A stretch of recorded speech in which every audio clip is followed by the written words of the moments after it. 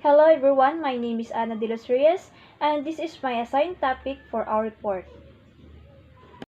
For number 2, determine outcomes, objectives, and or deliverables. After the primary goals have been established, break each down into smaller, more manageable pieces. In some industries such as nonprofit and education, these pieces are objectives or outcomes. For example, solutions to problems that have been identified for the population they're trying to help, or learning goals that students need to achieve. In other industries, such as project management and software development, the smaller pieces may be deliverables such as marketing plan or a prototype of the software. Outlining projects and building that structure first is the key, says Heather Kassad, Director of Operation at education-focused nonprofit character.org. You can get caught up in the minute of large projects, but you have to work from the outside in toward the details. Break up large sub-projects into smaller pieces. So, after knowing the primary, syempre, on process na diraan na dayon ang tinabangay sa at imuhang katim para matagan og role ang matag usa sa ilaha nga mag-manage para mapadali ang plano nga dapat ma-achieve nato. And for example, naay gusto tabangan like sa online class, naay objectives ang mga teacher nga ipaagi og online class na lang ang klase kay para biskan nga nara sila sa balay maka-learn gyapon sila tas sila goal nga matagan og safety ang students against COVID-19 din ang outcomes ana nga mga plano is makahelp sila sa students nga maka-learn biskan naara sa balay din safety pa jud sila. So in identifying outcomes, objectives and or deliverables, it's helpful to use SMART acronym. So SMART S stand for specific, M is measurable, A achievable, R is relevant, and T is a time bound. So, let's first identify what is specific. So, specific, be as clear and direct as possible so that later you can plan the tasks that will be performed to achieve them. Provide specific guidance on which resources are involved and their rules. So, from the word specific, so, be specific as much as possible when setting your objectives. Dapat nakabutang kung kinsa, unsa, o kanus-a nimo dapat ma-achieve na nga goal. So, example, help and provide free tutorial lessons in geometry for 2 hours in 3 non-consecutive days per week to grade 7 students in the month of April and May. So, in the example, specific ka kung kinsa, unsa na nga subject, pila ka hours, pila ka unsa nga year level, and pila ka months na mag-provide og tutorial lessons.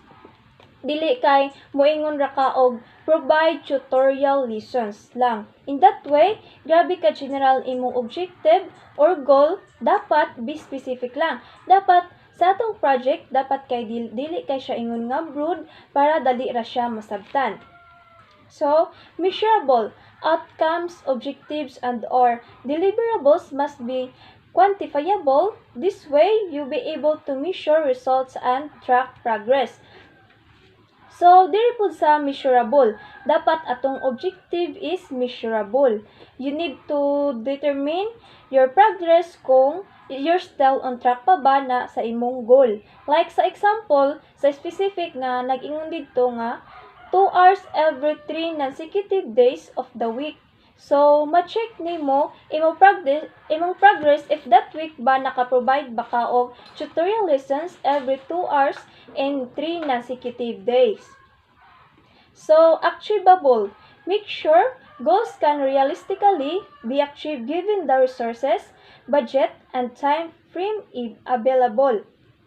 So, diri pod sa achievable, dapat attainable atong goal ug makaya na ba within the budget, resources, and time nga gi-provide. In the example is makaya ra ang 2 hours tutorial lessons in math for 3 consecutive days, labi na og daghan ang mo-volunteer og tutor. So, relevant, all outcomes, objectives, and or deliverables should logically result in achieving project goals achieving project goals and producing intended results. So, diri sa relevant, dapat imong objective is aligned gid siya sa imong ultimate goal. Ma-achieve na ba siya realistically, given sa resources and time, within reach na ba siya? Sa example, the goal is makahelp sa student na makasabot og geometry by providing tutorial lessons with the help of volunteers. Your objective is relevant to your goal since geometry is taught man siya sa atong pag-eskwela. So, time-bound. Provide a timeline for when they will be achieved or completed. So, diri po sa time-bound, dapat na kay deadline or on when you are going to accomplish your goal. Dapat within your allotted time framework, ma-achieve nimo imong goal. Sa example, ang time nga nag-provide in the month of April and May. So, time-bound, dapat isubmit na to atong project by the end of May or dapat masubmit atong project sa gihatag nga date or deadline. So, for the number 3, identify risk, constraints, and assumptions.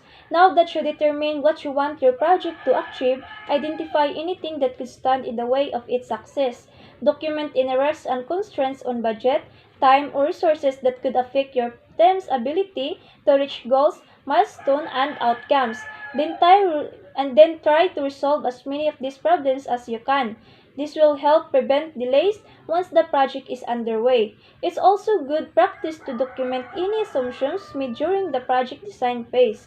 This will come in handy when you create a statement of work or SOW and or project schedule and will also help you estimate cost more accurately. So there is sa number 3, since na-determine na naton how to achieve our project, dapat nakasayod na sabta kung unsa ang mga risk and constraints nga makapikto sa tua as a team para ma-reach ang atong main goal. Kay ang risk and constraints man good is mga problema nga dapat natong paghandaan, then og problema na dapat bisan on process na ang ato ang project, dapat tuloy-tuloy gihapon ang atong pag-achieve sa ato ang main goals. Biska na ay problema, gibuhatan gihapon og way para dili ma-delay ang project nga nasugdan na. Look for assumptions. Ana si Lurgan diri nga all projects are built on assumptions and smart project managers know this. So ang pasabot niya ani yang say is ang plan or ang project na dapat ma-achieve is tinod din labot na dira ang SMART, which is specific, measurable, achievable, relevant, and time bounds. So at the start of the project, the scope for assumptions is unlimited. Kibale, walay limit ang pagbuhat sa possible nga buhaton or solution kung say dapat buhaton nga makahatag og tabang sa project kay tinud nga ng assumptions din ubanan sab og unsaon nimo pag-discipline or pagdala sa inyong team.